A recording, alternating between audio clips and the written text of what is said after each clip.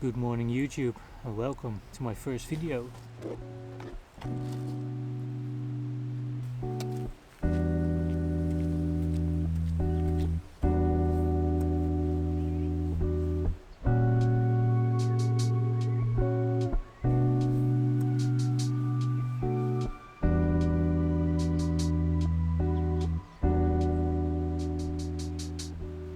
So we're at one of my local beach spots today, and as you might be able to see in the back, there's these rows of wooden poles on the beach, and that's the thing we're gonna try and photograph today.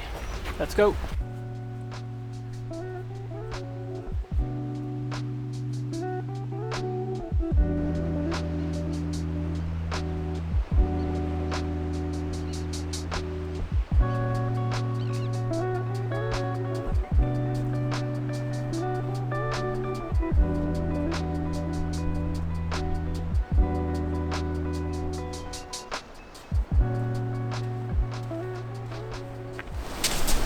Okay, so I've arrived at the wooden poles, as you can see.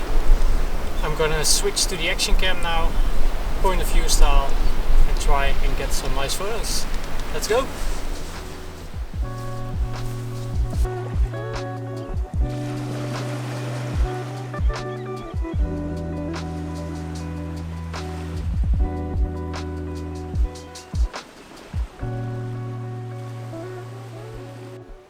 Okay, so for the first shot I want to try and get a zigzag of lines, sort of a pattern leading throughout the photo.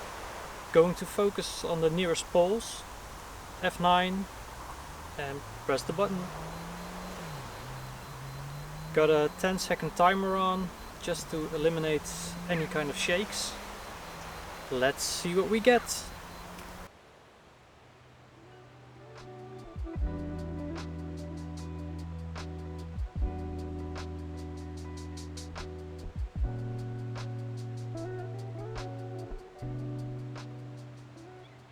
A pretty basic shot, not really exciting yet.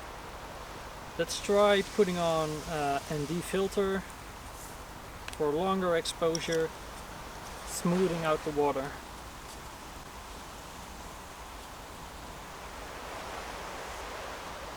With the filter on, let's increase the exposure time so we can actually see something. Still on F9. We can go all the way up to 30 seconds. I want to move a little bit closer to the water. Again, get those diagonal lines in there. Let's see if this works out a little bit better.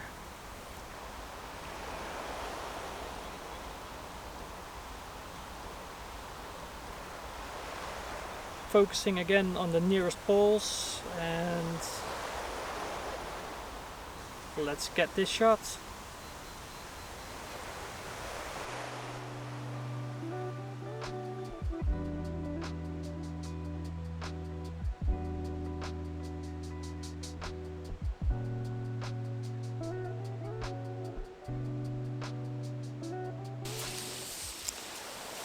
Okay, so I'm kind of struggling this morning because we have absolutely no lights. It's just packed with grey clouds. Doesn't really work out. Also, the tide is receding, so every time I find a composition, it changes pretty quickly, and it's hard to film it. But I found something that is maybe working out, so I'm giving it a try. And if it did work out, you'll probably see it in the video. Let me show you what I'm doing. What I'm shooting here are these patterns you see in the sand in the foreground. They're just underneath the water and lead up to the poles you can see in the background. Now, what I'm not quite sure about in this photo is the sandbank in between the sea and the little pool of water. Because of the receding tide, the bank had revealed itself just as I was setting everything up to get the photo. I'm still going to take the shot, so let me show you what I'm doing. I got everything framed up. Now I'm going to focus on the lines in the foreground. Take that shot first, again with the 10-second timer. Even though I'm shooting at f11, I will take a second shot focusing on the poles. This way, if necessary, I can blend the two photos together in Photoshop and have everything in focus. Now I also switched the camera in a portrait orientation. This is something I tend to do when I'm not really finding compositions that I like. Just switching your camera from landscape to portrait or the other way around can really help see different things. Or at least that's what it does for me. If this shot worked out, I'll put it up now.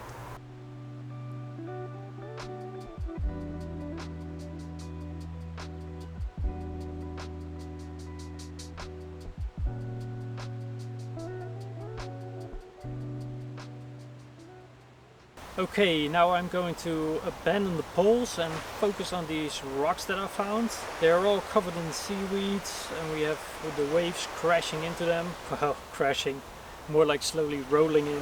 I'm going to use a little bit of a longer exposure, probably around half a second, to get some nice looking streaks of water. I just have to wait a little for the right wave to come on in. Now these are the kind of waves I was hoping for.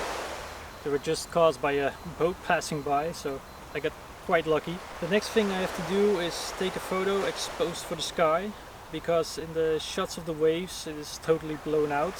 So I'm going to change my settings to f11, adjust the shutter speed, looking at the histogram, keeping the exposure on the bright side but not overexposed. Set focus to infinity. And then get the shot. Now afterwards I can blend this photo of the sky in with one of the shots of the waves that I like. That way I get the motion in the water that I want, combined with a sky that is properly exposed. Let me show you what it ends up looking like right now.